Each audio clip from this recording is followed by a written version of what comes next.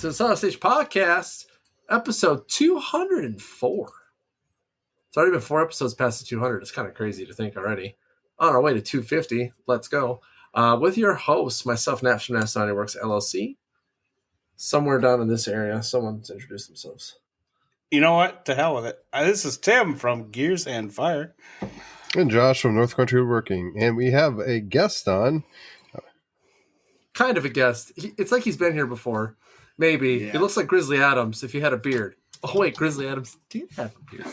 You got Nick from NPG Creations. No, Nick from PWN CNC. Oh, whatever, bro. You still have a handle of that. But yes, he does happen to be the intern. It's not Nick. Oh, let me rephrase. His actual introduction is he's the intern of PWN CNC.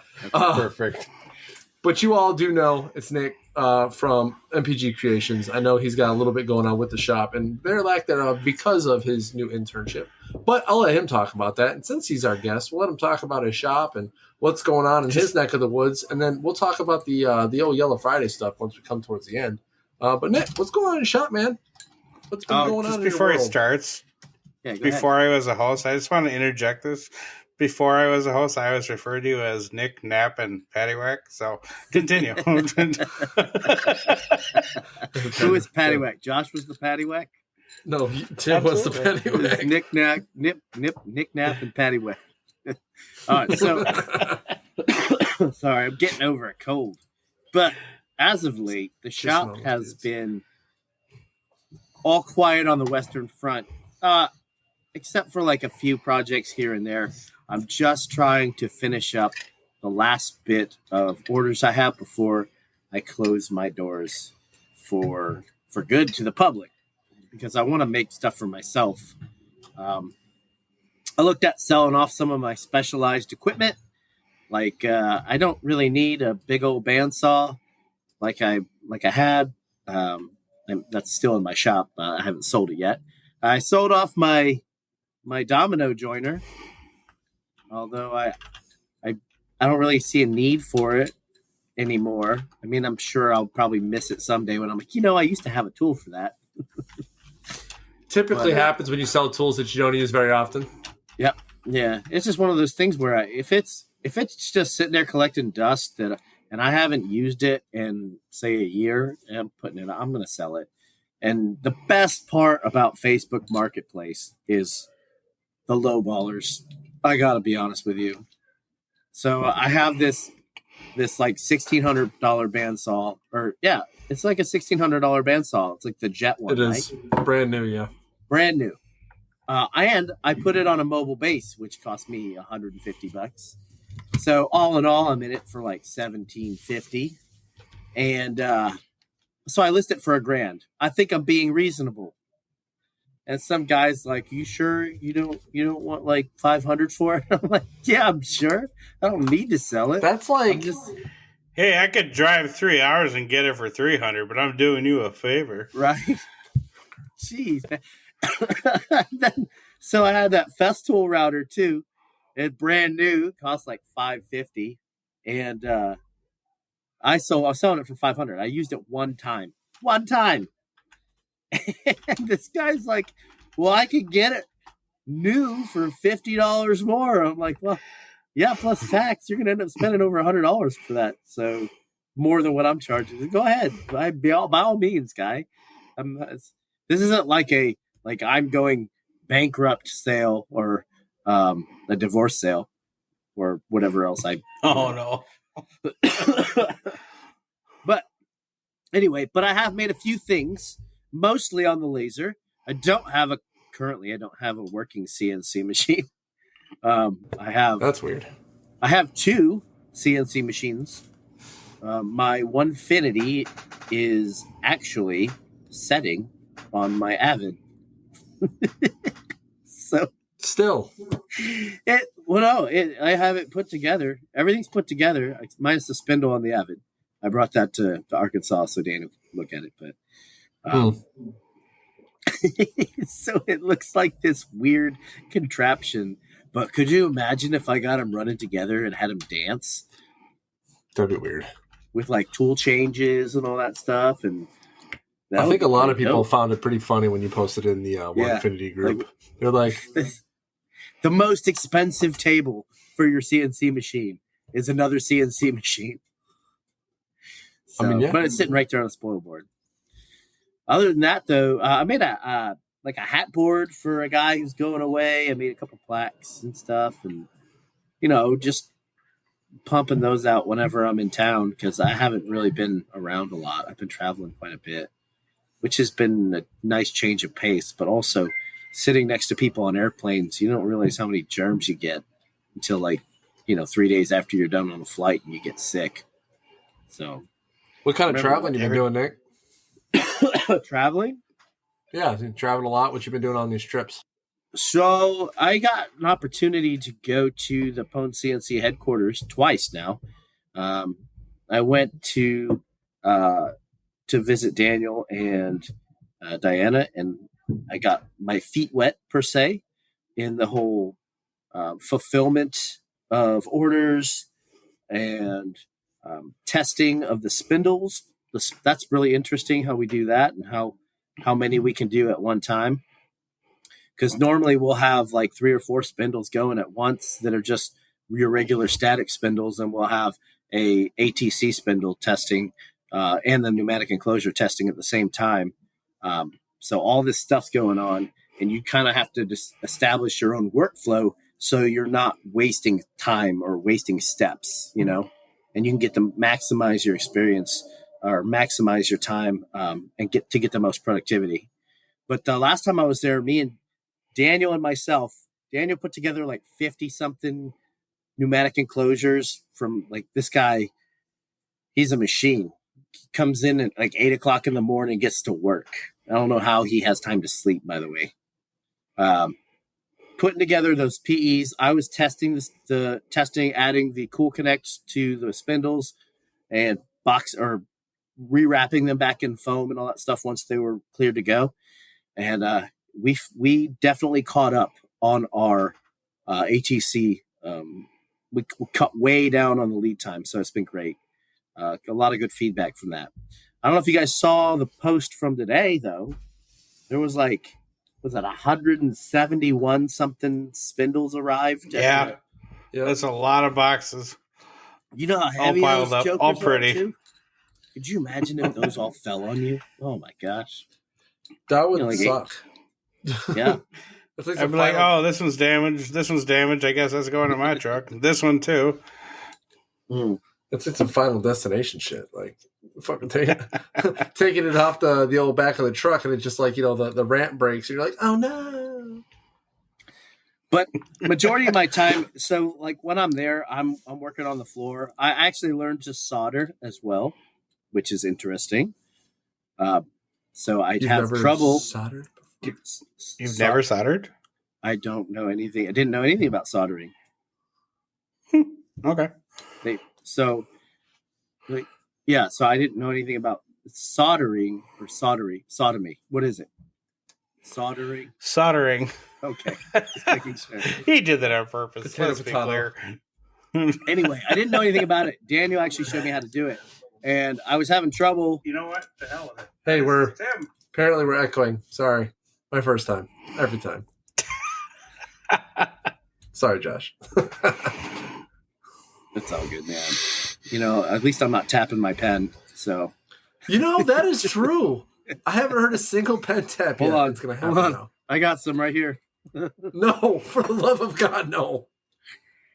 So, but most of the time, though, when I'm in San Antonio, I have been doing customer service as well as influencer relations and helping out with the social media and just answering tickets, customers' trouble tickets and stuff like that as best as possible. I've been learning a lot, though, a whole bunch real fast. So I'm getting there. The firehouse is open.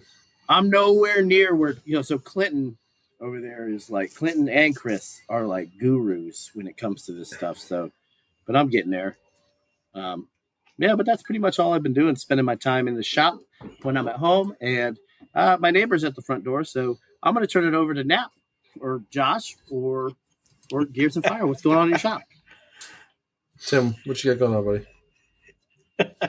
This week has been pretty nil, and that's because I took the spoil board off the CNC, and I'm fixing to start tearing it apart this week. So it's I mean, nothing wrong with it. It needs some TLC. I mean, I could see stuff getting caked in the drive gears and stuff like that. So I just want to make sure I give her some love that she deserves. But I'm also going to be raising the whole thing about 5 inches or so. And then the spoil board on the bottom, I'm going to be adding another hole pattern to that too. So most of you know that my spoil board that I have on top, like I use a 2x2 grid pattern. Put your tool away, Josh. So I have a 2x2 grid pattern on my normal spoil board that I put, threaded inserts on the bottom. When I took that off, I discovered that a lot of the sawdust that was getting pushed through, and every time I tightened down a screw, it kind of squirts it out. So now I realized I had this hump in my spoil board caused by sawdust trapped underneath. So the spoil board not really a spoil board, but like the mounting board on the bottom, I'm going to be cutting the same hole pattern so that any sawdust just basically falls right through. There you go. It's one of those aha moments when you really start taking stuff apart. But like I said, I'm glad I did it. It's something that I needed to do. So, yeah.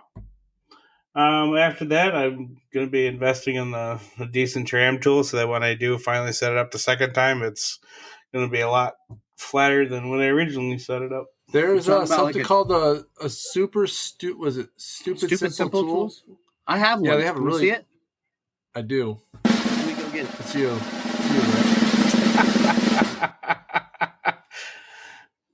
Womp womp. But anyway, yeah, it looks like just 2 dial calipers on a shaft or something like that. So I'm gonna try something like that. Like this. Stupid simple tools. Yeah, I saw that. So you have what size spindle do you have? Spindle? Man, I got me a ghetto ass router. Okay, so check it out. Here's what I thought when I had my router and then I upgraded to a 65 millimeter spindle. You want to make sure that the shank on this fits because this is a 1/2 inch shank. Shit, I'm just realizing that now too. Yeah. So I ordered it. I couldn't use it. So it's just been sitting. However, if you go to PWNCNC.com, shameless plug. We have some. That Dude, that's a fantastic segue. Holy crap. Anyway, and they work nice great. Job. They work great. I mean, they're not stupid simple, but they work great.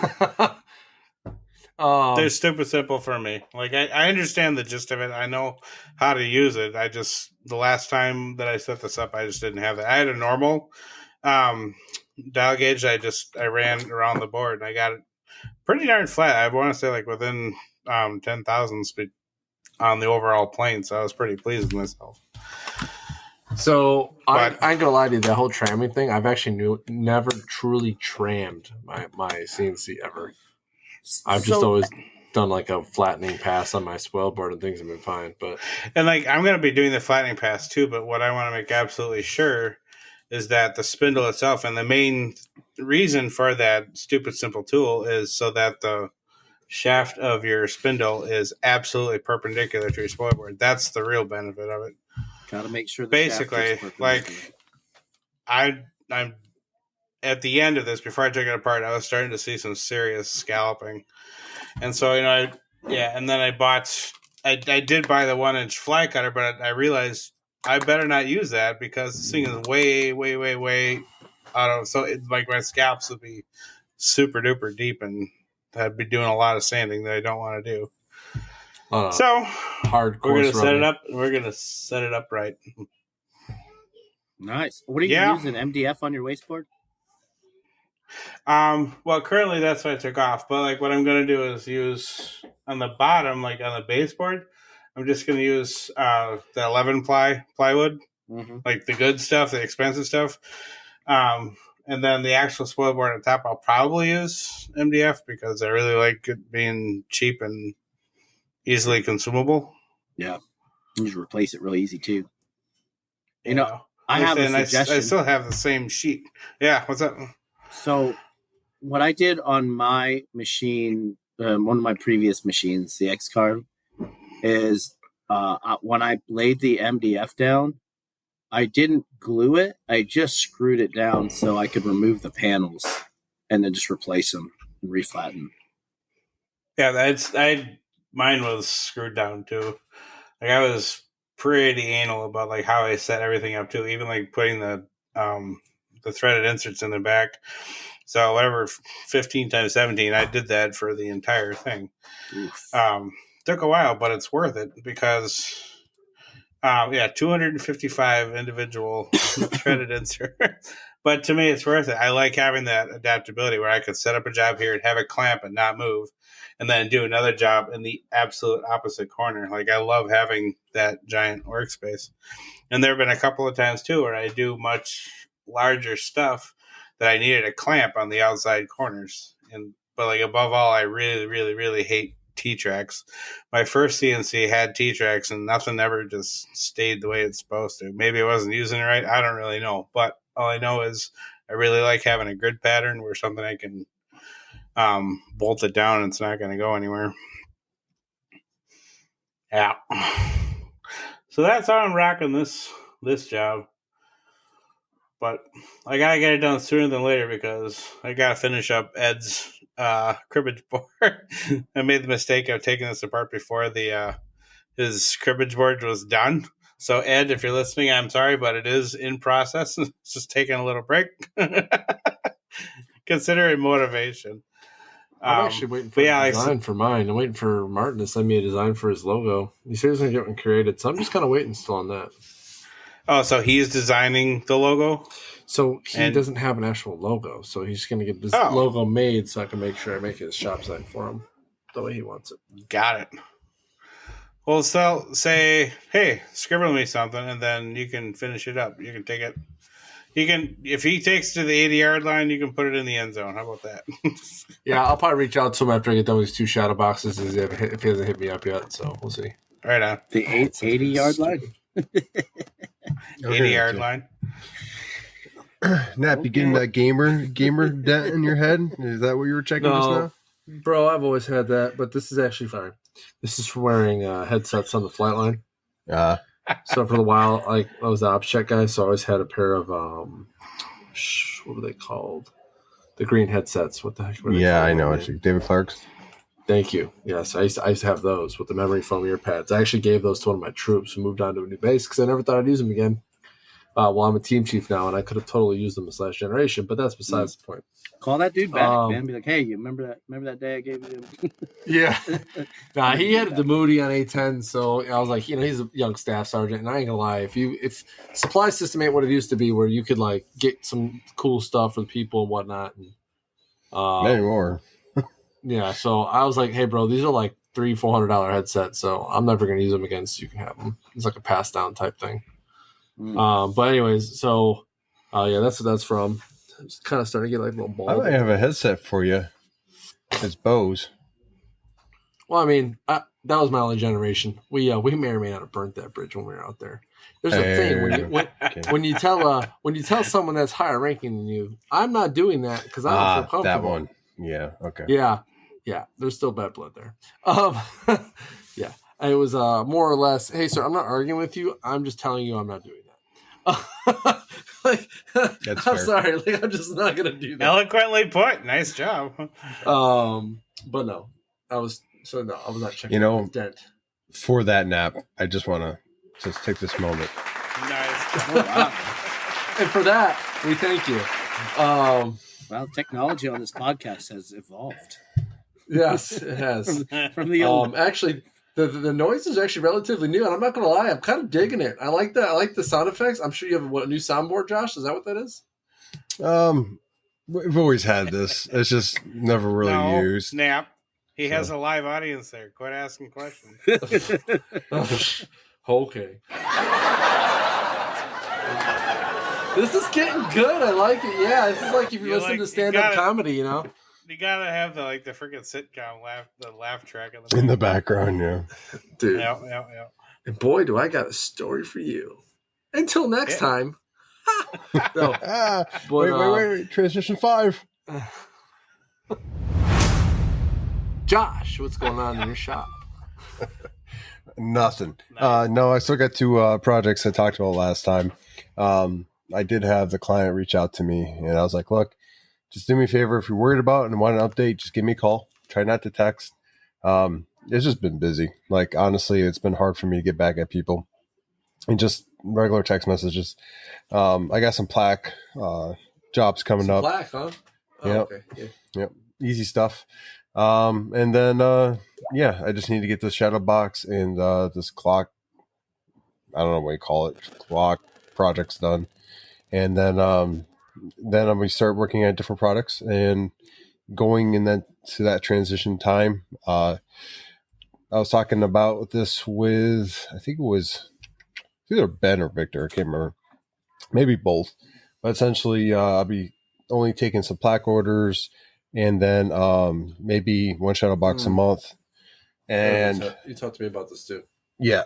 And basically, long story short, I get to the point where I have some stock and I'll just be selling like that. I'll be doing some custom pieces like the plaques and, like that one shadow box here and there.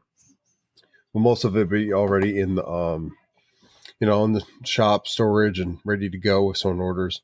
And hopefully I'm doing that, give me more time back to my family and whatnot. And then I can do larger orders quicker, especially with the plaques. That's the hope, at least.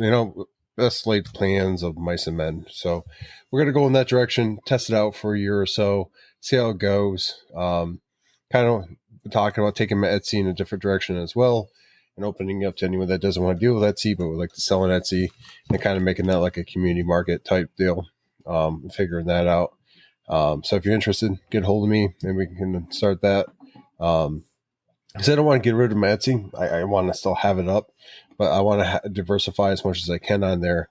That way we can sell as much as we can on there. And the more product, even if I don't make it, can go up on there with credit going to the maker, obviously, and the money going to the maker. Right. But essentially that way it helps the people that don't want to deal with anything like that. And I probably do the same thing. I have a twofold Etsy and my website, or just my website, or just Etsy. Just trying to make things simple and manageable. Because, like I said, you guys all know I've been talking about this, this entire year between the move and everything else that's going on. It's busy. I don't have as much time as I used to. In fact, the people I had in my shop, most of them have left and gone to other bases or retired or, moved up or whatever. So it's not many people left, and we still have the same workload and just busy. So full days, full nights. I probably will be getting rid of my other job eventually as well. If you didn't know, I was moonlighting it's got in a hotel for a while. Still doing that. A steady paycheck there, so it kind of helps out. But if I can make some product and start having that sell and substitute the extra job for woodworking, that's kind of the hope. Get that so that I don't have to do the traveling. I can go right into the shop, knock stuff out, and then really start getting back into it. My hope is with that transition, I'll be getting on social media again, starting that up. I have content. I just got to get on there and do it.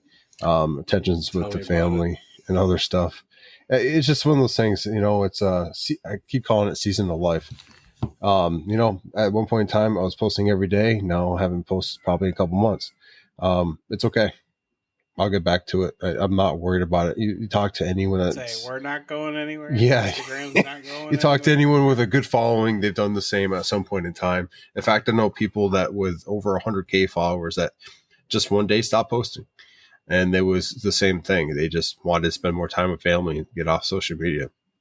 And there's nothing wrong with that. So, and that being said, I'm also kind of investing a little bit into my other hobbies that don't have something to do with making money, like fishing and stuff like that. So I just picked up a kayak today. That's after Nice. work. Went to get Was a it heavy? fishing kayak. No, it's not heavy at all. Nowadays, the technology and injection molding and all that stuff, it's not bad. But it's a nice fishing kayak. Academy Sports had $100 off their kayaks. So I went and bought something that I probably wouldn't get anytime soon. But now I have that, and I'm actually planning a camping trip this weekend too. So I'm going to do some fishing, camp out, grill, have some beers with some friends, and just kind of, relax a little bit, take a moment, and then get back at it next week.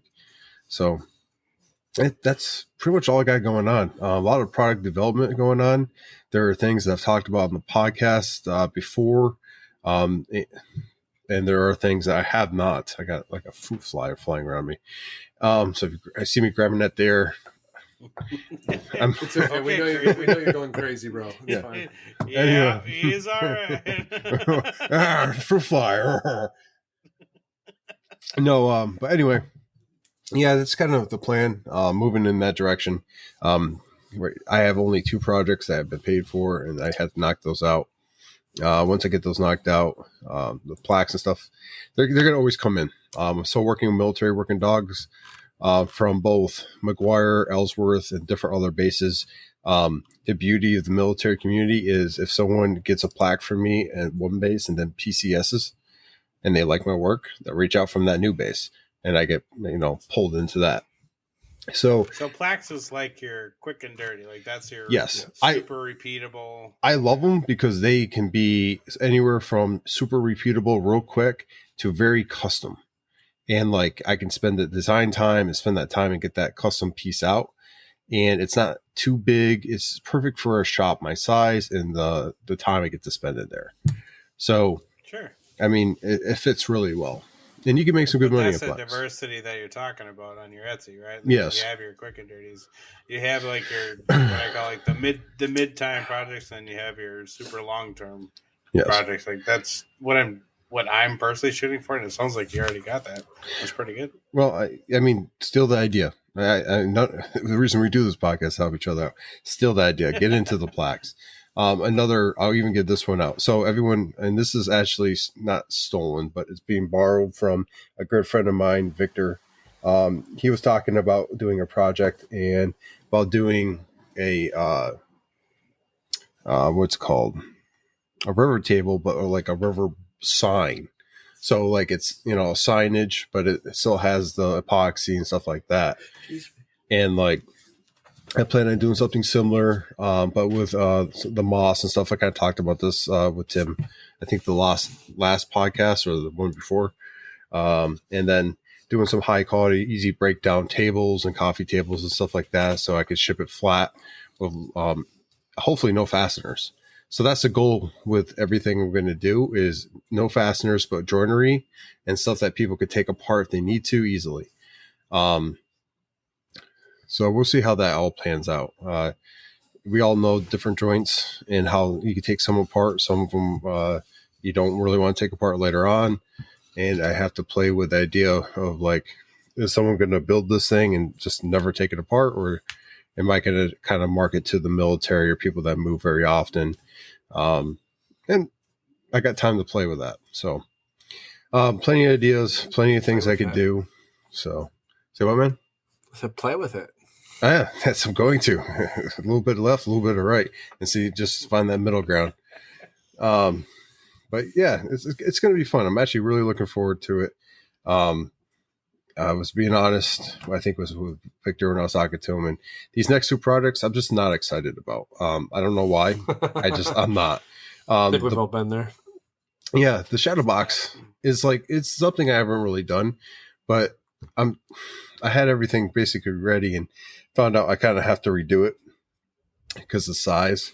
They're like, hey, these patches are not that big, blah, blah, blah. So I'm like, okay, 18-inch, whatever would work fine with this. And then they send me the patches and they're freaking huge and I got to redo it. So, kind of holding off on that just because of that. I had everything glued up, basically ready to go. And then the clock thing. Is that a customer? Was that a customer error? Yeah, it was kind of both. I could have waited until I got the stuff.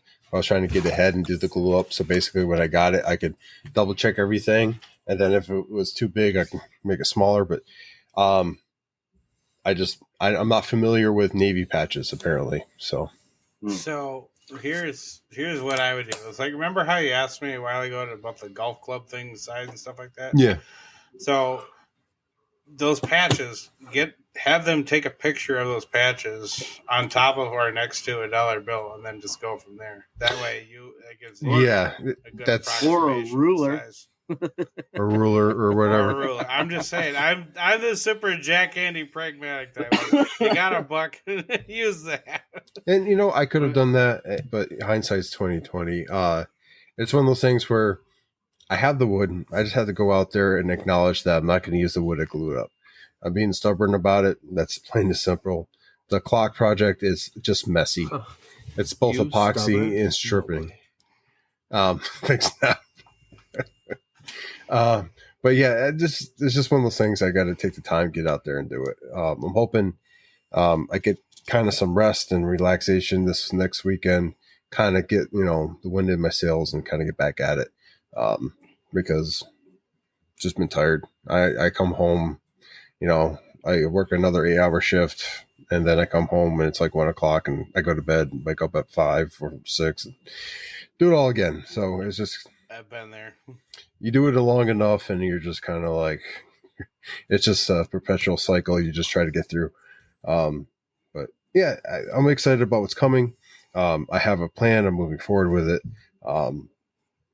My clients are very understandable. One I've worked with before. The other one has no time limit. They just want updates, which is awesome.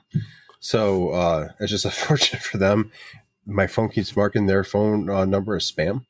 So like they'll go into my spam. And that's why I bring in, kind of circle back to, hey, call me. If I'm not answering you, call me. I'll answer that.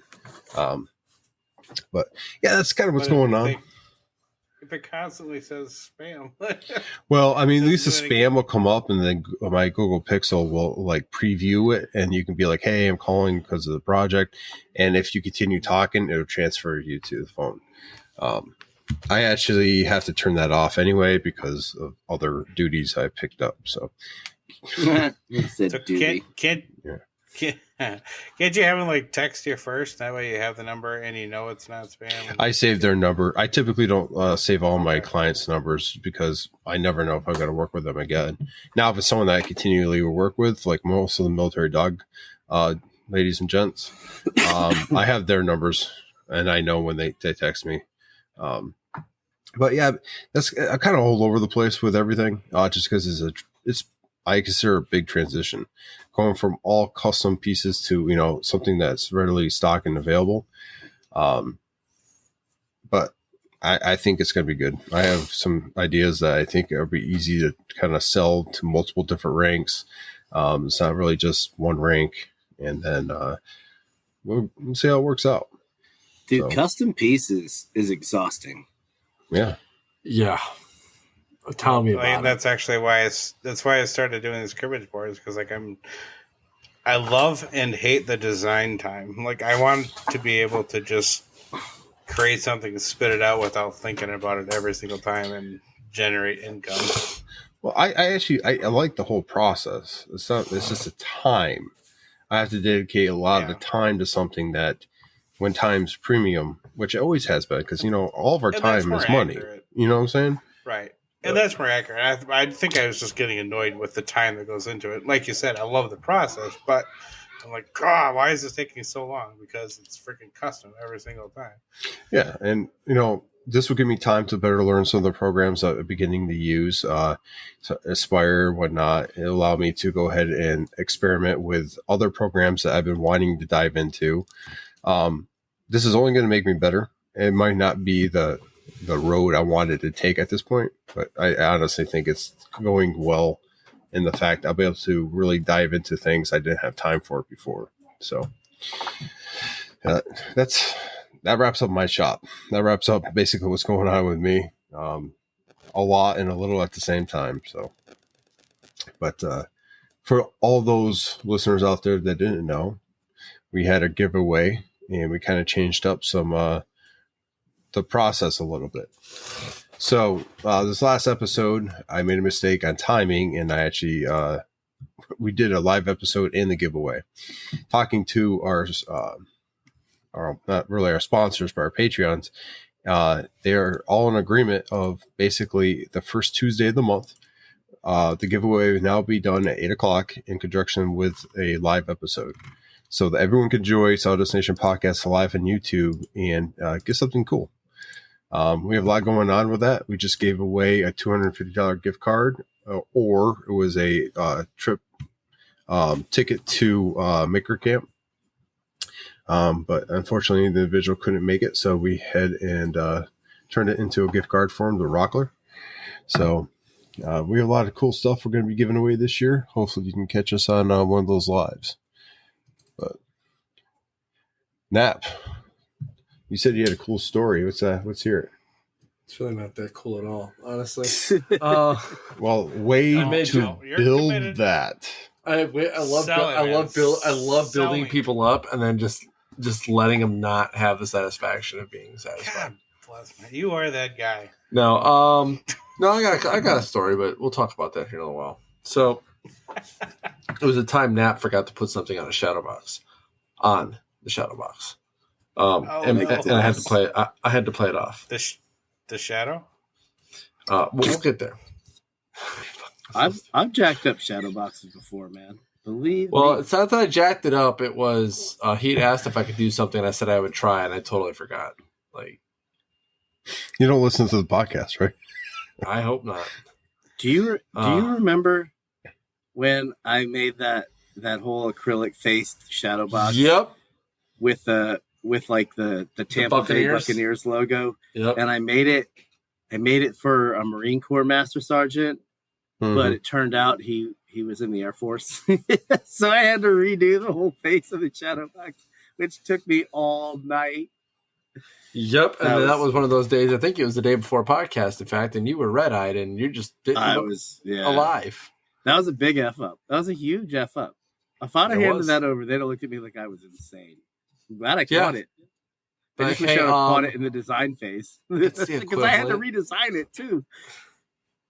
It's the equivalent, right? Yeah, totally. Way good. but no, okay, screw it. I'll tell a Shadowbox story first. So it's okay, so I forgot, but what I can tell you, it was kind of one of those times where it was good that I forgot. So he wanted me to engrave his name and years of service on the box with the CNC. Okay.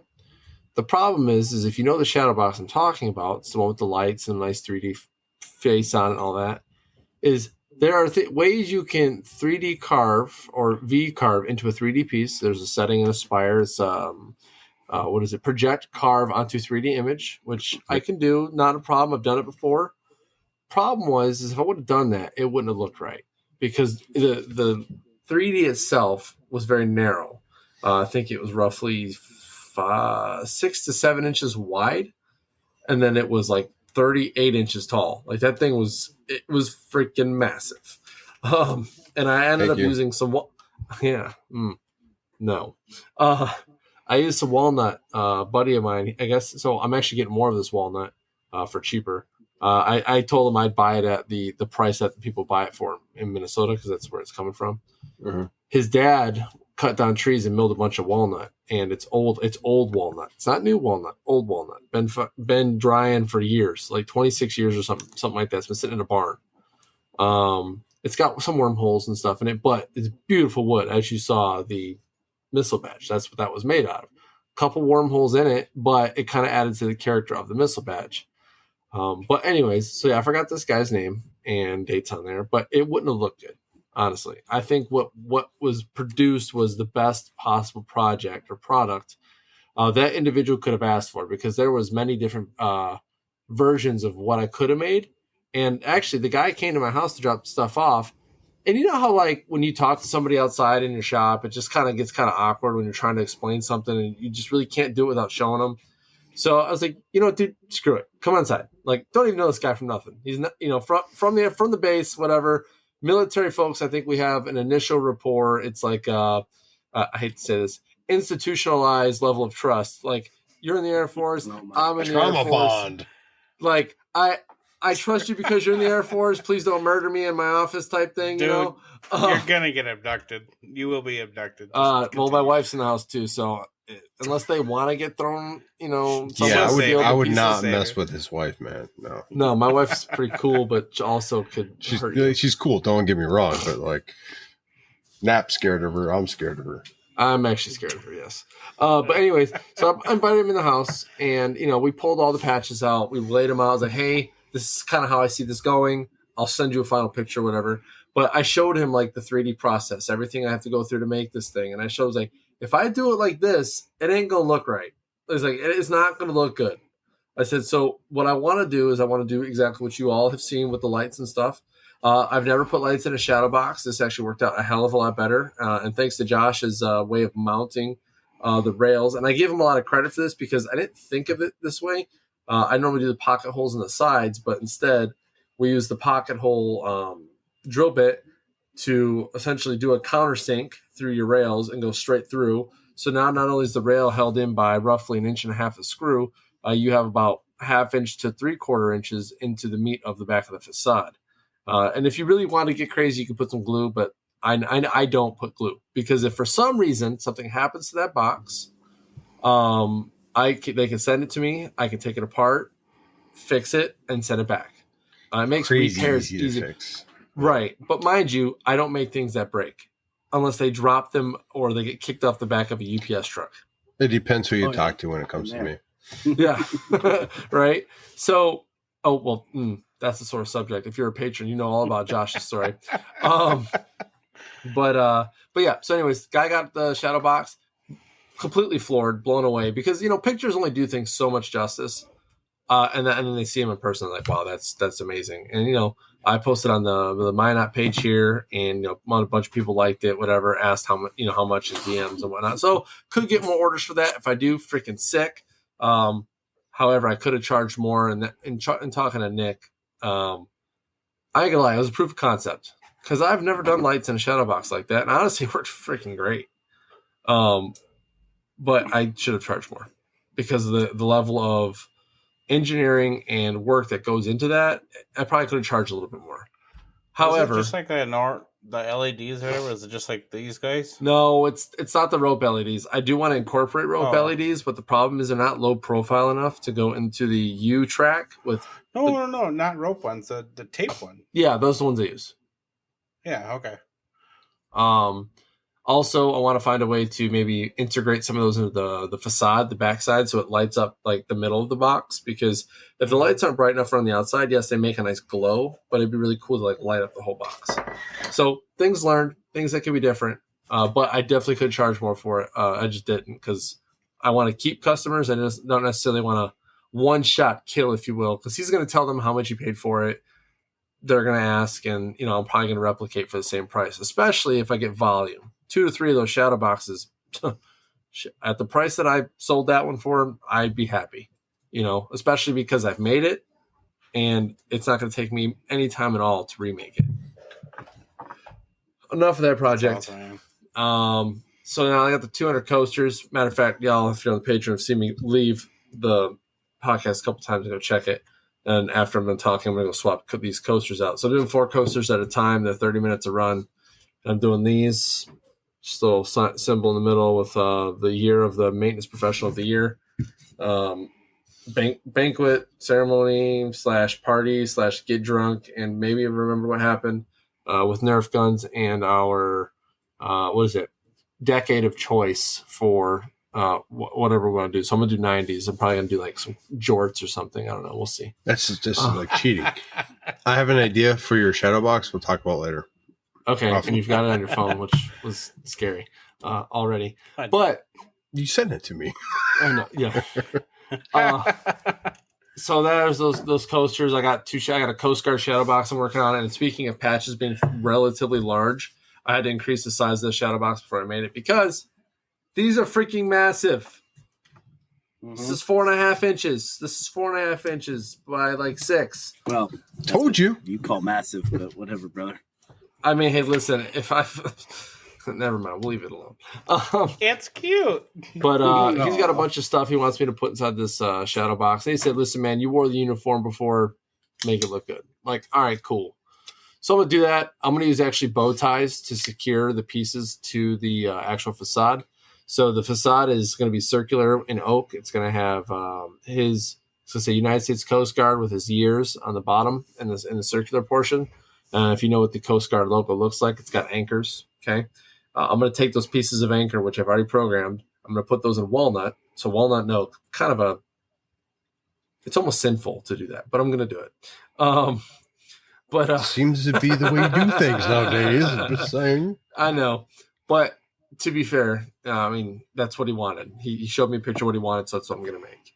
I'm going to carve bow ties into the backside of the pieces. So when I make the bow ties on the laser, because I'm going to cut them out exactly, I'll be able to put the pieces and attach them to the facade. It'll have a mechanical fit, but also with the glue, it'll have, a chemical fit as well. A chemical fit. Yep. Yeah. So I'm excited for that. I've never used bow ties before, CNC or laser bow ties at that. So we'll see how that works out. I think it's going to be a good way to attach it, and it won't require any screws. I'm really excited. Do it. Yeah, screw it. it. So there's that project, and then I got the Mass Sergeant Shadow Box that I'll have done before I leave for 9-level school in the beginning of June. How long does that last? 2 weeks. 2 weeks? Oh, that's not too bad. No. But that's and then I have a big acrylic patch on a wood backer to make for the medical group in San Antonio. So I'll be sending them that here in probably a few days. I've been playing with some maker stock acrylic. It's back here on my wall. Did you guys get cookies? I did. That was crazy, and I'll talk about that in a second. Yeah, sure did in Jersey. Oh. They don't ship cookies to Illinois. No. No, the last address they had was Jersey, so they're reworking it to get them here. But do you mind if I hijack this real quick and talk about the cookies? Absolutely not. Absolutely not. Okay, never mind. I'll He's keep on my his cookies. cookie high. No. I'll let you talk about the cookies. I'll leave it for you. But I have a bunch of acrylic back here. Okay. We got it from makerstock.com. They're freaking phenomenal with the shipping time. They actually got it to me sooner than I anticipated because I ordered like 10 different colors of acrylic. But one of which I actually toyed with this time around with a recent coin rack I made with the little torch guy, little welder guy on it. I got brushed aluminum acrylic. Mm-hmm. It looked just like aluminum. And I was like, that is cool. So I'm glad I got to try that out. How do you know they made such a thing? Yeah. So if you go to makerstock.com, they have metallic versions of acrylic, and they're awesome. And they have the mirror one as well. I haven't used the mirror yet. I know it does some really good stuff like badges and things. I know Nick's done stuff with it. Mm-hmm. But with the welder guy, I use this brushed aluminum stuff, and I'm gonna tell you what, it looked pretty damn good. So I might use some more of that for some other stuff later down the road. But I've got some blacks, some reds, some blues, some yellows, and stuff back there. I'm pretty excited to use it. You guys will all probably see something on the old Instagram eventually here. I'm slower on the Instagram. I know someone said it was like the Workbench Con wave or high, if you will. It's not necessarily that.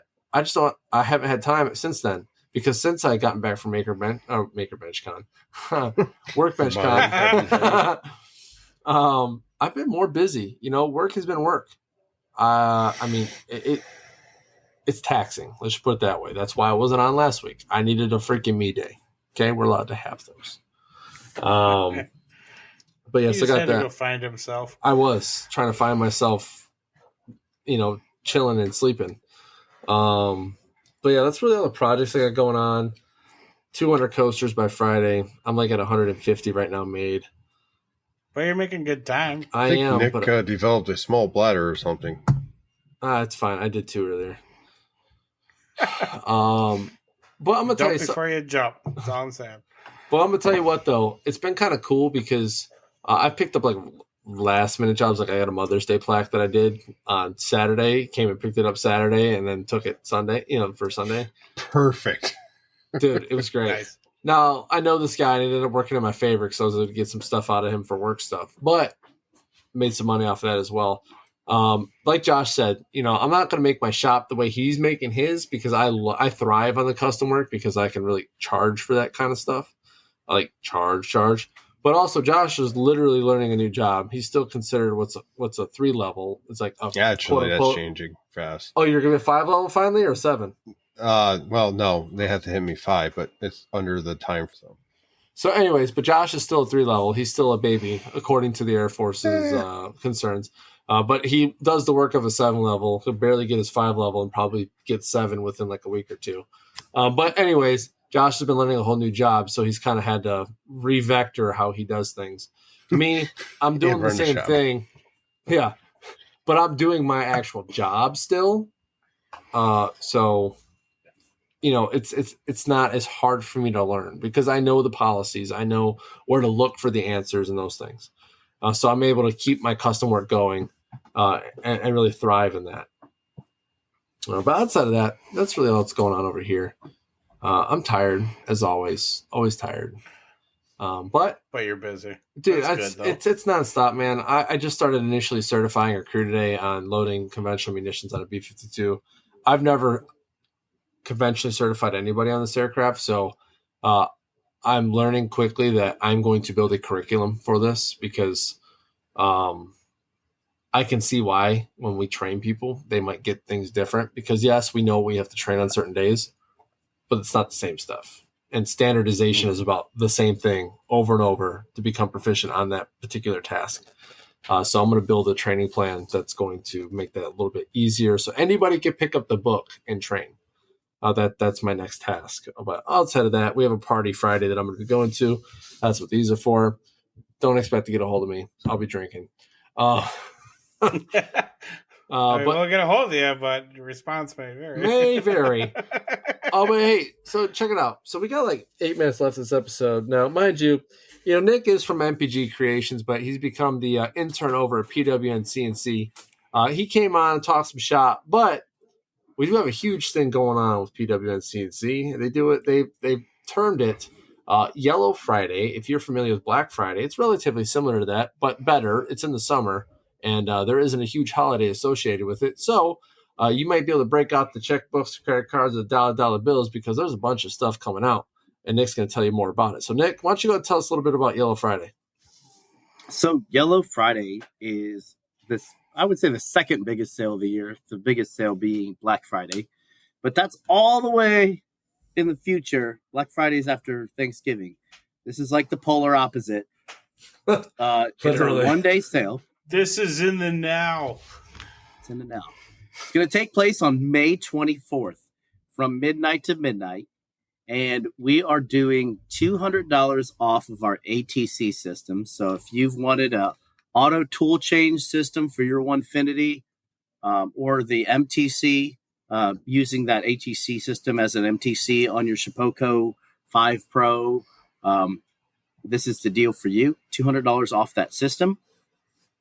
We have $100 off of ATC upgrades. So if you just recently purchased your PWN CNC spindle or what have you, and you want to upgrade to the ATC system, you can do that. And there's $100 off of that price. And then likewise, there's 20% off of everything else in the entire store, to include the other spindle systems. So 80 millimeter, 2.2, 1.5, water and air cooled, 65 millimeter spindle systems, you name it. It's going to be 20% off of everything. Now, you don't have to do anything to get the sale price. The sale price will automatically be applied to everything in the store, so there's no promo codes.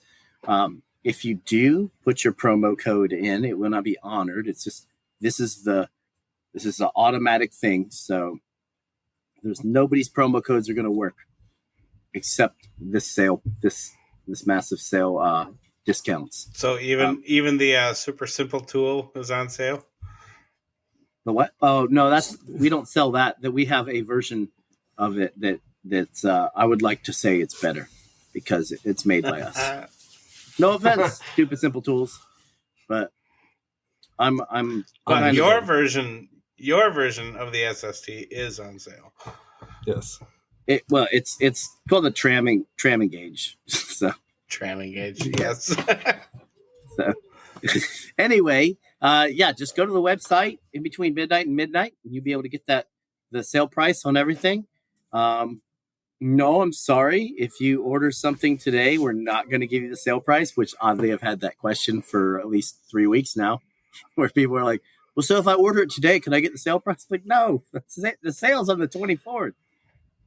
So and the reason, and with that caveat, folks, okay, so something that I do know, if you ordered something in the past and you want to quote unquote refund and use the sale and do that, you can, but just know this: you will lose your spot in line.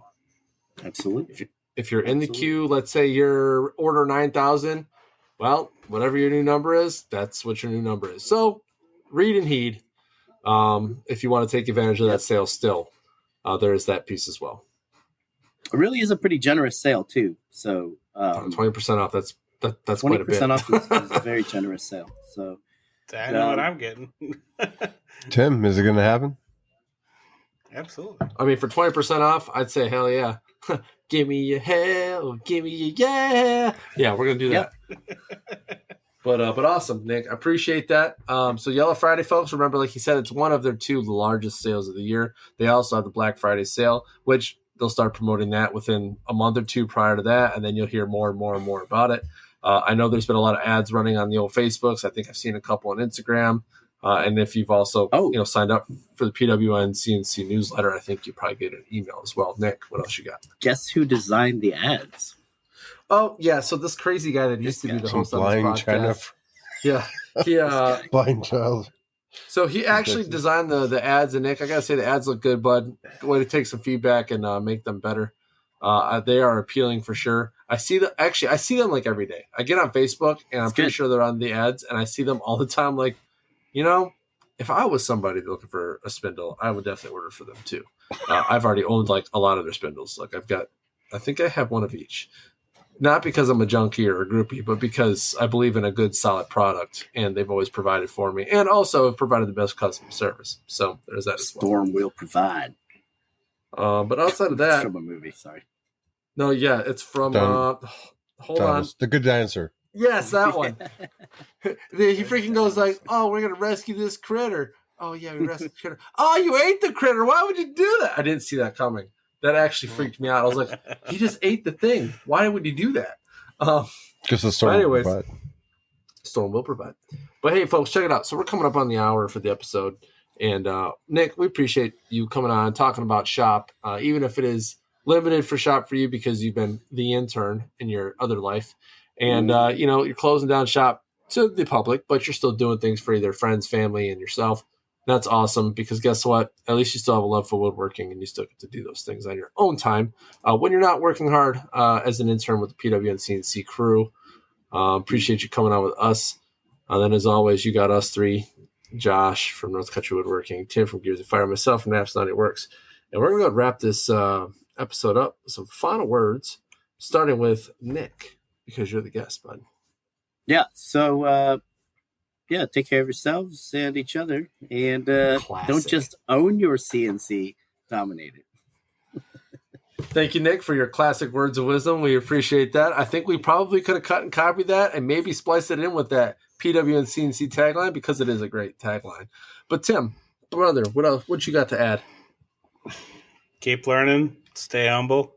If you already know everything, you won't learn anything. That's facts. Because if you know everything, you're wrong. Exactly. And Josh? I'm sorry, Tim. You're still I would just say we're human. We don't know everything. But like you said, you're not going to get any better if you don't have a thirst to actually learn more than what you already know. These are facts.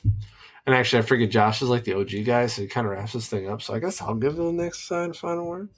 I know I've been missing an episode here and there, but it's because I'm taking care of not only myself, but taking care of my family, taking care of work things. Remember that those things are also important in life, not just the shop. Although the shop will eventually be my full-time provide for the family.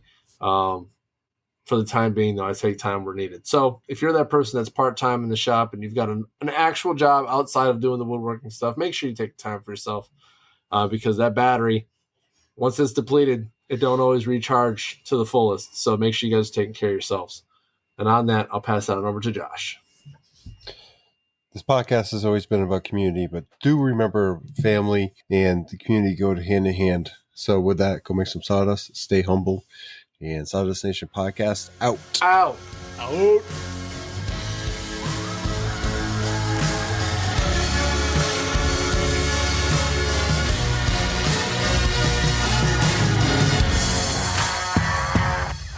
Damn it. Oot. Okay, we're bringing this back. Okay, like, I don't know what you think, but we're definitely bringing... 1, 2, 3. Ah. Sounds like a drunken... Oh.